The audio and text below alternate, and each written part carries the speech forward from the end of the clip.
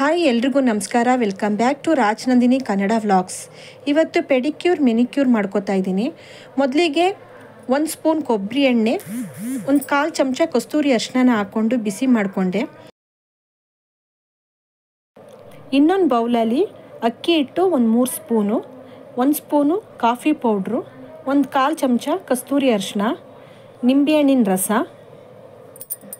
Rose water, ಆಮೇಲೆ ಸ್ವಲ್ಪ ಹಾಲು ಹಾಕ್ಕೊಂಡು ಚೆನ್ನಾಗಿ ಕಲಿಸ್ಕೋಬೇಕು.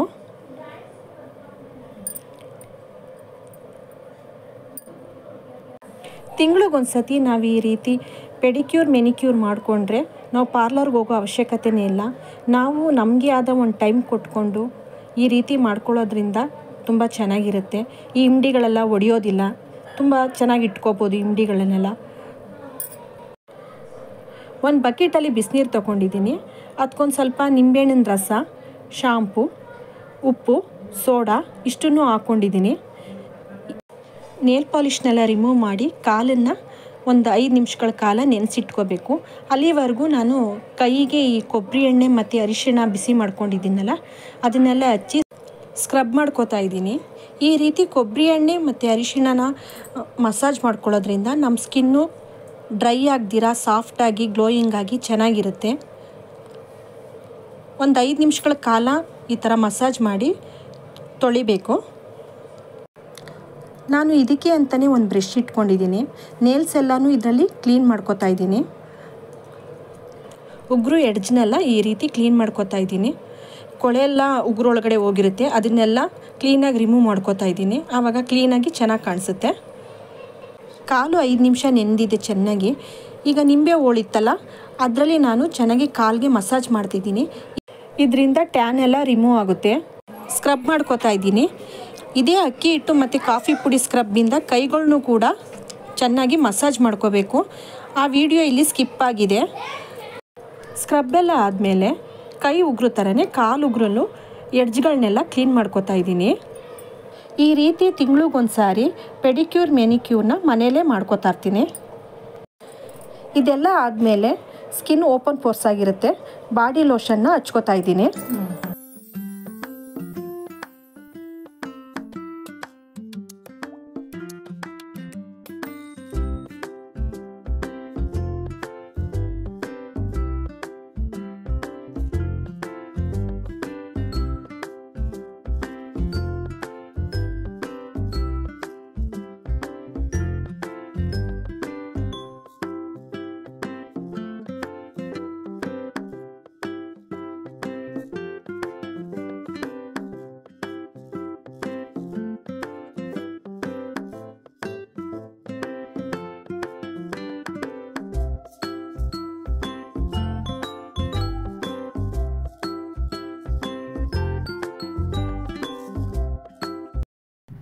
ಎಲ್ರಿಗೂ ನಮಸ್ಕಾರ. Welcome back to Rajanandini Kannada vlogs.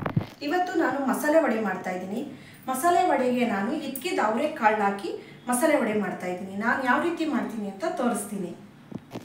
ಕಡಲೆಬೇಳೆನ ನೆನೆಸ್ಕೊಂಡಿದ್ದೀನಿ. ಇದ್ಕಿದ ಅವರೆಕಾಳನ್ನ ಬೇಯಿಸ್ಕೊಂಡಿದ್ದೀನಿ. ಸ್ವಲ್ಪ, ತುಂಬ ಬೇಯಿಸ್ಕೋಬಾರ್ದು, ಸ್ವಲ್ಪ. ಪುದೀನ ಸೊಪ್ಪು, ಸಬ್ಬಕ್ಕಿ ಸೊಪ್ಪು, ಹಸಿಮೆಣಸಿನ್ಕಾಯಿ, ಶುಂಠಿ, ಬೆಳ್ಳುಳ್ಳಿ, ಚಕ್ಕೆ, ಲವಂಗ, ಕೊತ್ತಂಬರಿ ಸೊಪ್ಪು, ಈರುಳ್ಳಿ, 1/4 ಚಮಚದಷ್ಟು ಸೋಂಪು ಕಾಳು.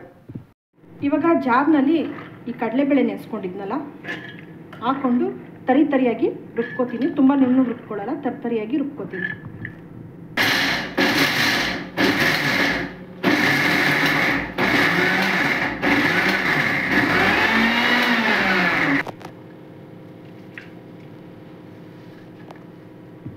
ಇಷ್ಟು ತರಿಯಾಗಿ ರುಬ್ಕೊಂಡಿದ್ದೀನಿ.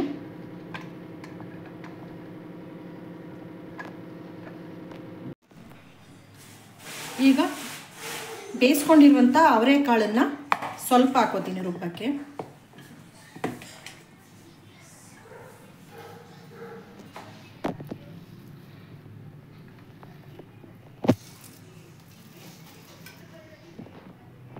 ಒಂದು ಹಿಡಿಯಷ್ಟು ಇದ್ಕಿದ ಅವರೆಕಾಳನ್ನ ಹಾಕೋತಾ ಇದ್ದೀನಿ. ಇದು ಅಷ್ಟೇ 1 ಸ್ಪೂನಷ್ಟು ನೆನೆಸಿರುವಂಥ ಕಡಲೆಬೇಳೆನ ರುಬ್ಕೊಂಡಿಲ್ಲ, ಹಂಗೆ ಹಾಕೋತಾ ಇದ್ದೀನಿ.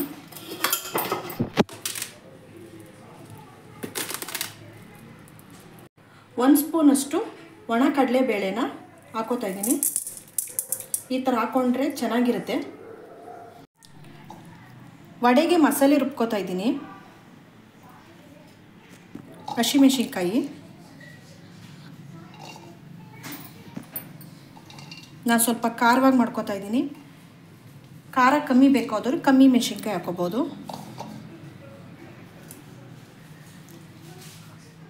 ಚಕ್ಕೆ, ಲವಂಗ, ಶುಂಠಿ, ಬೆಳ್ಳುಳ್ಳಿ,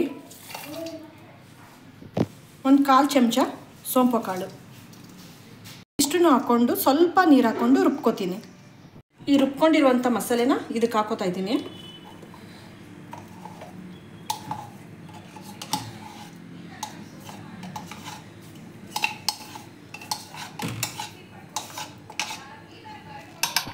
ಈರುಳ್ಳಿ ಹಾಕೋತಾ ಇದ್ದೀನಿ. ಸಣ್ಣ ಸಣ್ಣಕ್ಕೆ ಹೆಚ್ಕೊಂಡಿದ್ದೀನಿ ಈರುಳ್ಳಿ. ಕೊತ್ತಂಬರಿ ಸೊಪ್ಪು,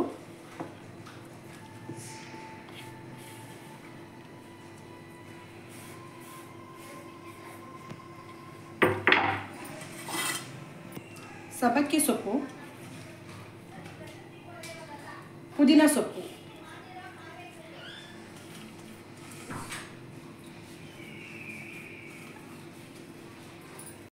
ರುಚಿಗೆ ತಕ್ಕಷ್ಟು ಉಪ್ಪು,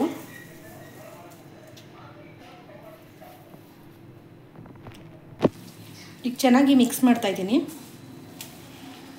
ಇದಕ್ಕೆ ಸೋಡಾ ಏನು ಹಾಕೋದೇನು ಬೇಡ.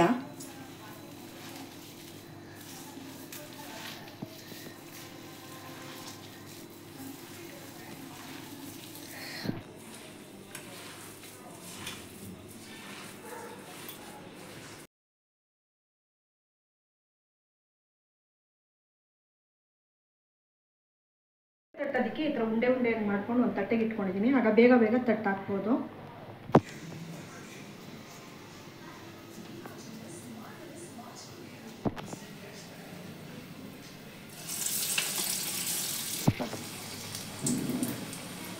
ನಾನು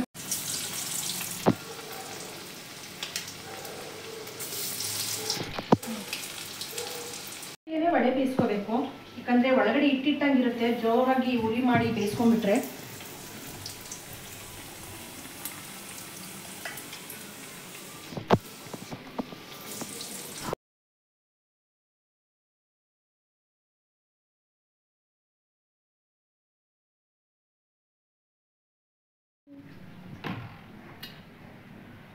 ನೋಡಿ ಎಷ್ಟು ಕ್ರಿಸ್ಪಾಗಿ ಚೆನ್ನಾಗಾಗಿದೆ. ನಾವು ನೈಸಿಗೆ ರುಬ್ಕೋಬಾರ್ದು, ಸ್ವಲ್ಪ ತರ್ತರಿಯಾಗಿ ರುಬ್ಕೊಂಡ್ರೆ ಚೆನ್ನಾಗಿರುತ್ತೆ ಮಸಾಲೆ ವಡೆ. ನನ್ನ ವಿಡಿಯೋ ಇಷ್ಟ ಆದರೆ ಸಬ್ಸ್ಕ್ರೈಬ್ ಮಾಡಿ.